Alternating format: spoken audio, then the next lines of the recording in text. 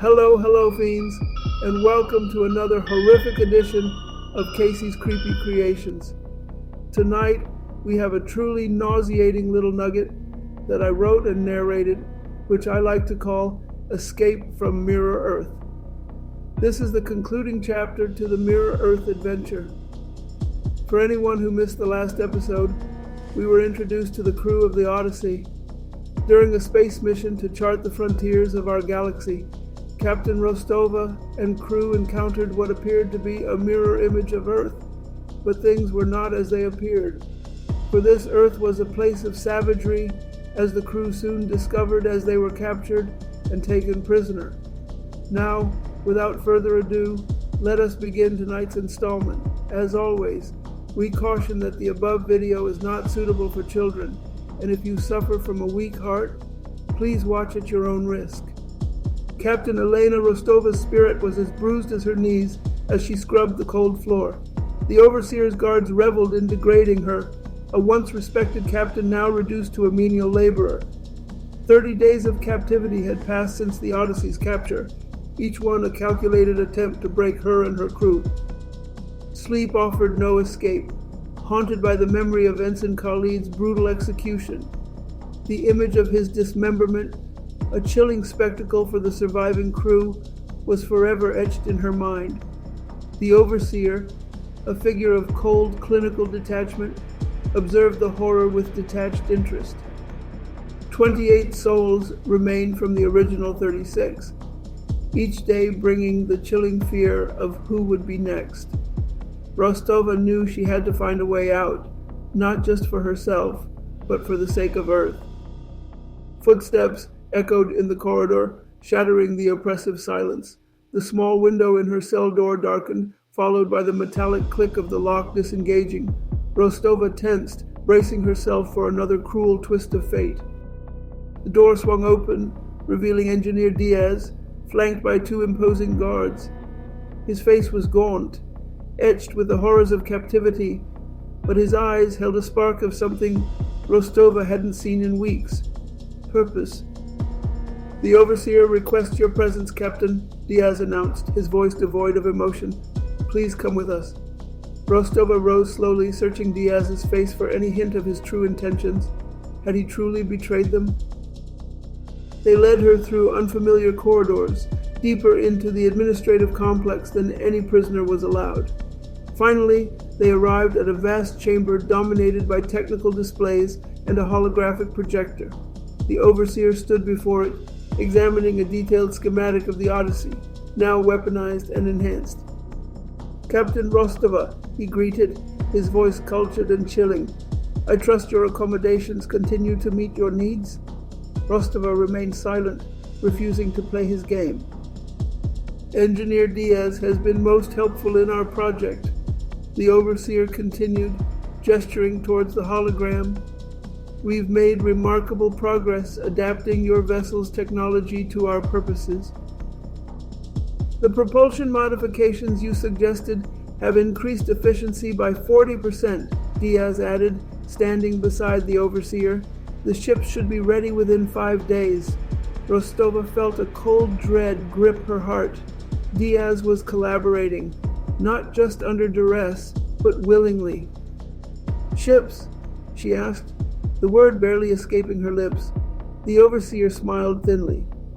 "Yes, 4 vessels designed using your Odyssey as a template, but significantly improved. Engineer Diaz has been particularly creative in adapting our ion vacuum drive technology to approximate your FTL capabilities." He manipulated the hologram, revealing 4 sleek predatory vessels poised for launch. The display zoomed out, revealing a massive construction facility churning out more ships. "This is merely the beginning," the Overseer explained. "The first 4 are our prototype squadron. Beyond them, we have commenced construction on 100 more. Within a year, we will have a fleet capable of overwhelming your Earth's defenses." Rostova stared in horror at the scale of the operation, the implications crushing her. "Your Earth will never see us coming," the Overseer said simply. "The first wave will establish a beachhead, then the main fleet will follow." He studied her reaction with clinical interest. Your people have always been persuasive. Did you know Earth missionaries were the first visitors here? Their leader, Pastor Harmon, I believe, had quite a gift for inspiring devotion. I was his first convert on this world. A shadow of something like nostalgia crossed his too perfect features. He spoke of compassion, of equality, beautiful concepts, inefficient in practice. Rostova looked at Diaz, searching for any sign of remorse. His face remained impassive. Why show me this?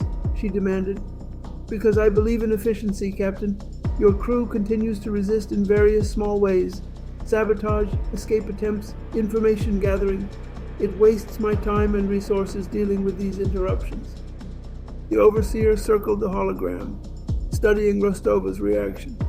I thought perhaps seeing the inevitability of our success and the role your own crew has played in it might persuade you to order compliance.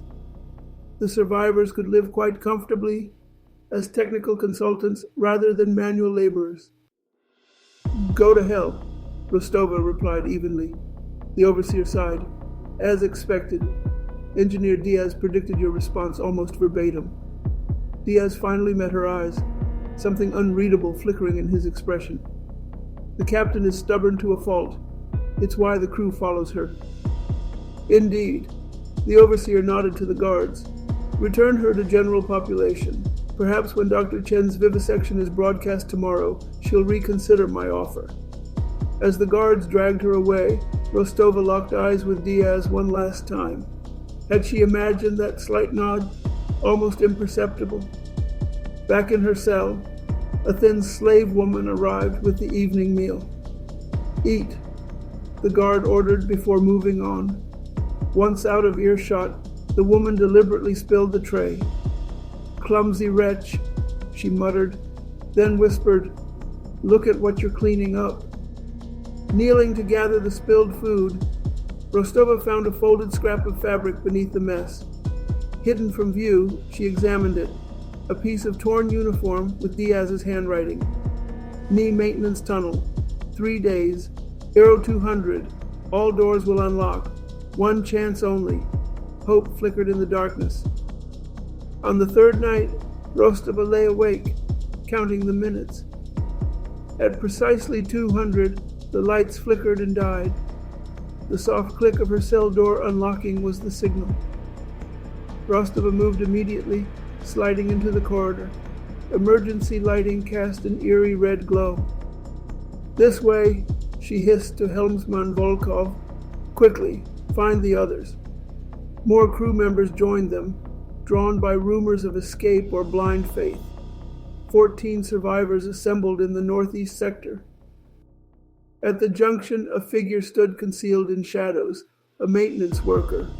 You're the captain? The figure whispered. Rostova nodded. Follow me. Stay silent.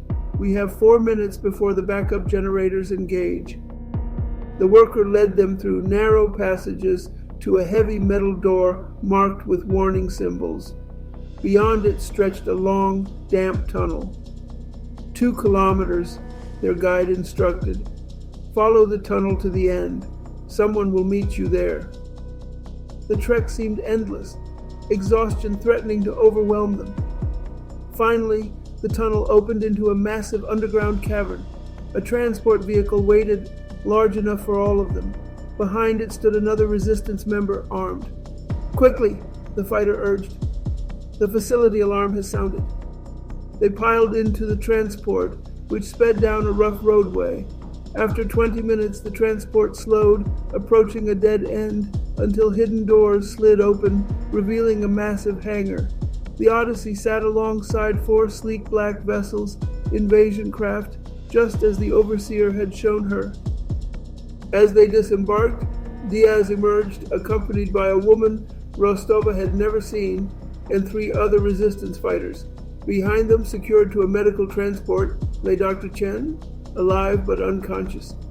Chen, Rostova moved to the doctor's side. Found her in the research wing, the woman explained. She's heavily sedated. The overseer was preparing her for tomorrow's demonstration. Rostova looked up at Diaz, suspicion still simmering. "Explain yourself, engineer, now."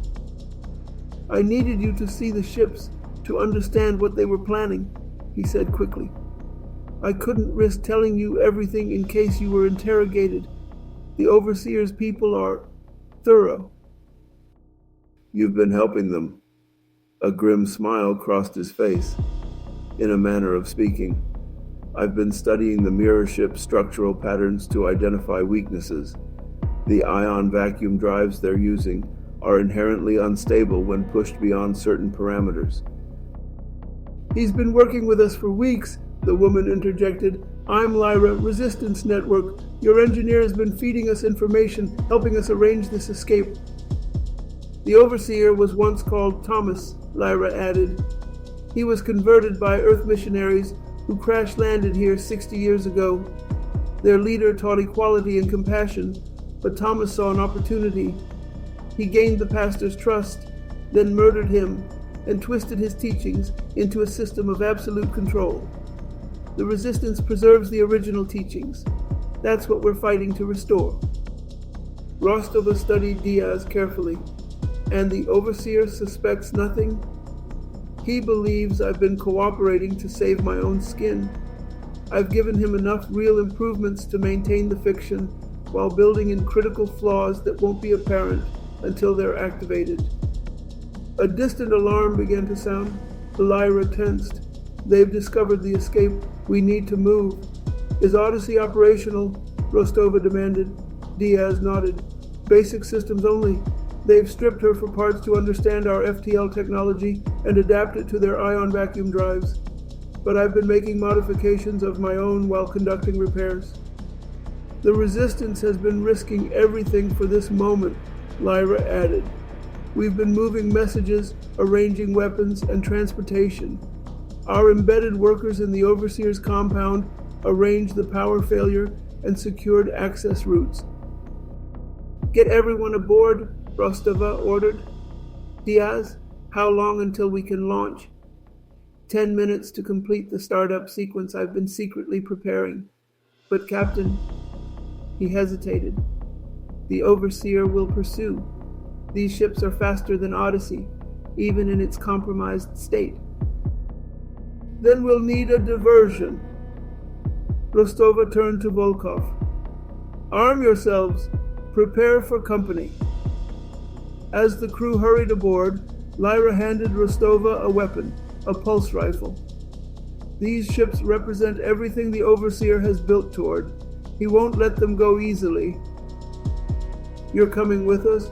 Rostova asked. Lyra shook her head. "My place is here. The Resistance needs leadership, especially after tonight." She hesitated, glancing at Diaz. "But some of us had hoped, after you warn your world." "We'll be back," Rostova promised, "with help." "There's something else," Diaz added. "This facility, it's not just a shipyard, it's the heart of their operation. The main fuel storage for the entire planet's military infrastructure is beneath us. If it were to detonate, it would cripple their ability to pursue," Rostova finished, understanding dawning. Diaz nodded. "And destroy the invasion fleet before it's completed."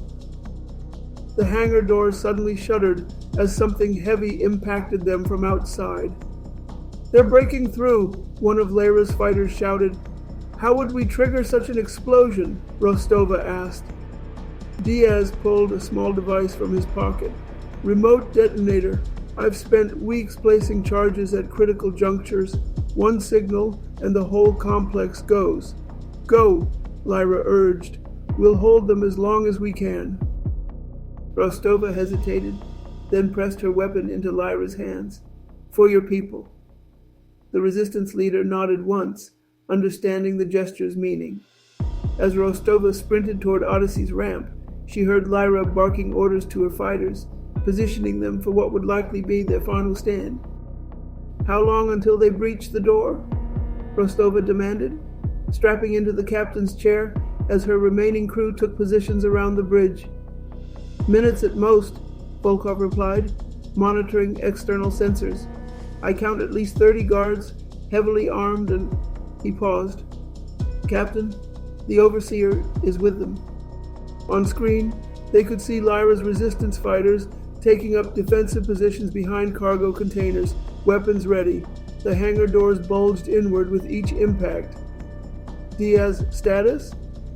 Engines at 60%. It's the best I can do with what they left us. Weapons are non-functional, shields minimal. And the other ships? A grim satisfaction colored his voice. I've been sabotaging them where I could. The ion vacuum drives are primed for overload if they try to pursue us. The hangar doors finally gave way with a screech of tearing metal. Guards poured through, firing immediately at the resistance position. Through the chaos strode the Overseer, calm, unhurried, his eyes fixed on the Odyssey. Captain, we need to go now, Volkov urged. Not without this. Rostova flipped open a panel beside her chair, revealing a small transmitter. Diaz, you said you made modifications to the other ships? Yes, but we need to be clear of the hangar before... Rostova pressed the transmitter. This is for Dr. Chen.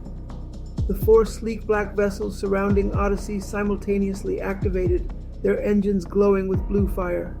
Guards scattered as the ship's automated launch sequences engaged. Volkov now! The Odyssey's engines roared to life just as the ship's sabotage systems began to overload. The hangar erupted in flames, engulfing 3 of the 4 new ships. But through the inferno, Rostova watched in horror as the Overseer sprinted toward the remaining vessel.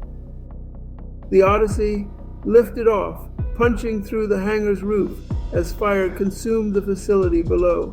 But behind them, emerging from the flames like a demon from hell, the 4th ship rose in pursuit. Atmospheric escape trajectory plotted, Patel announced from her station. Diaz's voice came through the comms from engineering. Engines at maximum. We've got structural damage to the port stabilizers, but she'll hold. The Odyssey rose shakily from the burning spaceport, accelerating upward as ground-based weapons fire pursued them. 1 pursuit craft confirmed, Volkov reported from Tactical. It's gaining on us. The view screen showed the Mirror Earth vessel closing. Sleeker, more predatory in design than the Odyssey. They've improved on our thrust-to-mass ratio, Diaz explained, and their weapons are more advanced than ours. Energy beams lanced out from the pursuing ship.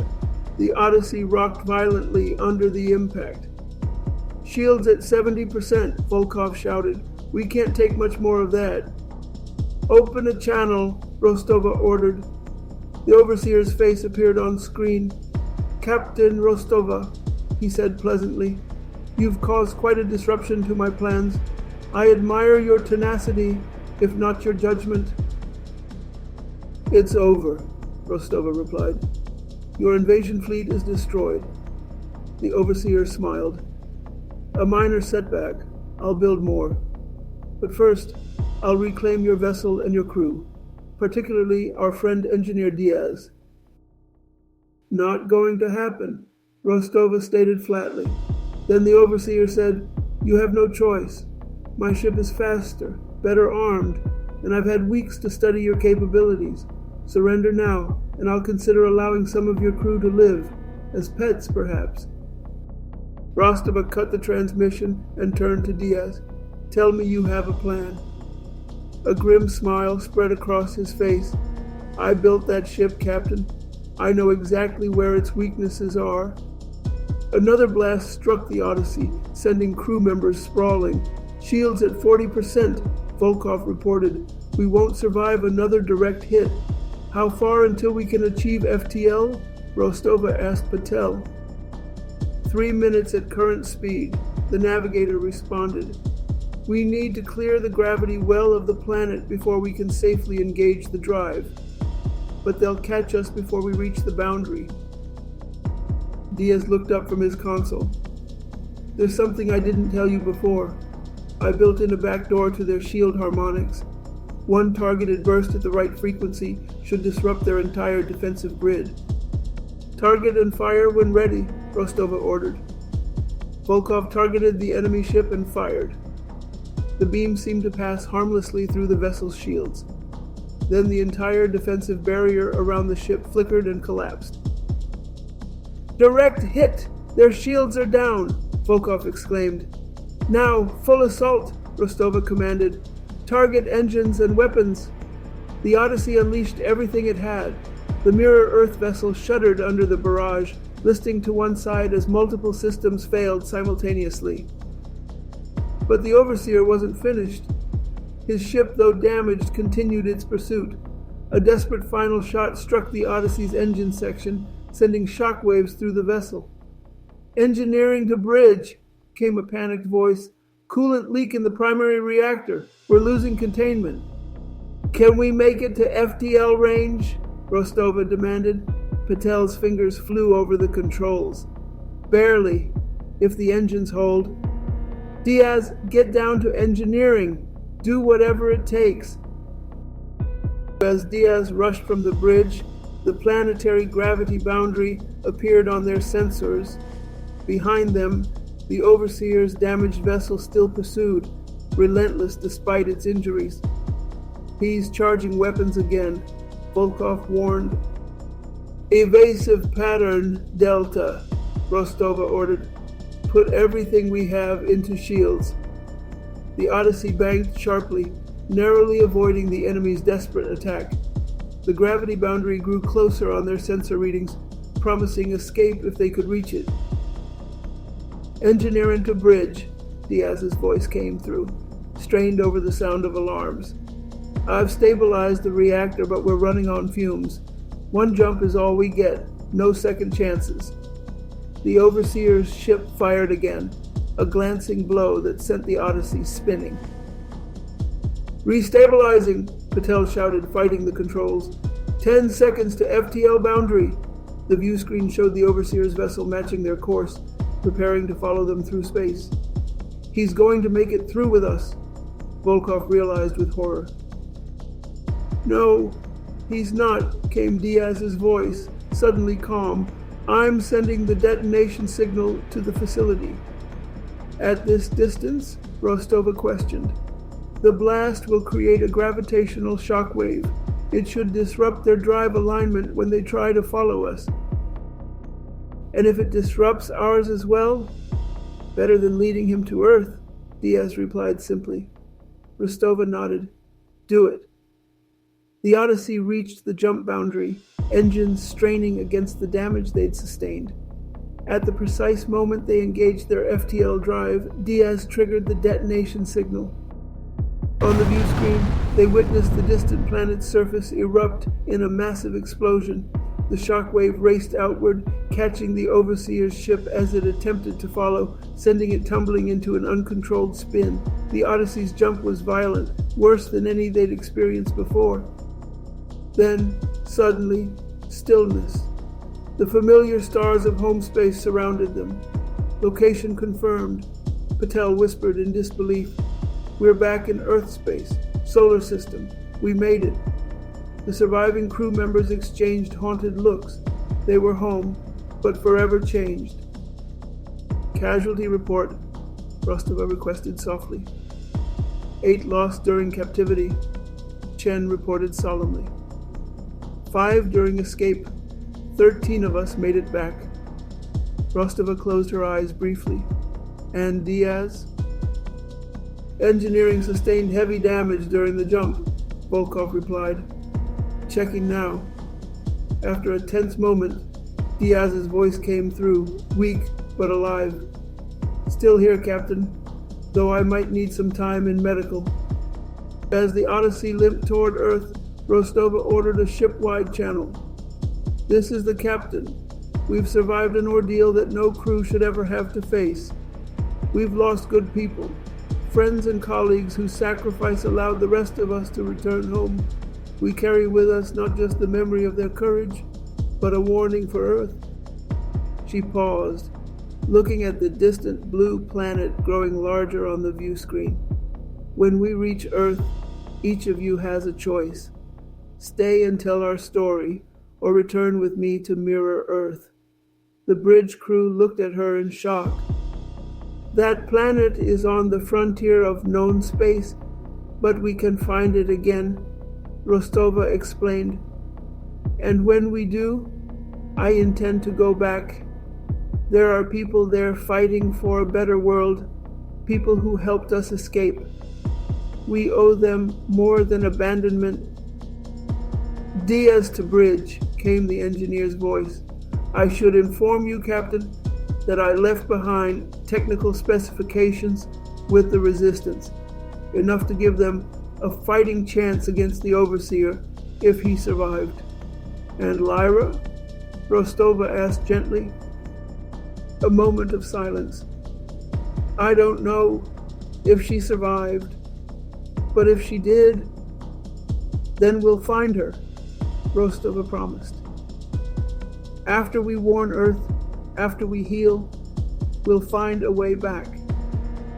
6 months later, a reinforced Odyssey prepared to depart from Earth, its mission authorized by a united Earth government now aware of the threat. Leading the mission was Captain Rostova, alongside a volunteer crew, including Engineer Diaz, who had insisted on returning to the nightmare world where a resistance leader named Lyra might still be fighting for her people's soul. The battle for Mirror Earth's future was just begun. Well, boils and ghouls, we've come to the end of yet another terrifying tale. If you've liked what you've seen, please feel free to drop us a like, a comment, or maybe even a subscription. They may seem like little things to you, but they mean a lot to us here at the dungeon. If you liked the video and would like to find out how it was made, click the link in the description below. I am affiliated with Flicky AI and will receive commission if you decide to make a purchase. They also have a free plan as well if you would like to try it out. And by the way, if you like what we've got for you here, then maybe you might want to check out these other YouTubers. Overlord DVD, Theta of the Grid, Osaka Chandal, and Stark of Iron. Links in description. They're to die for. Thanks, and unpleasant dreams until we meet again.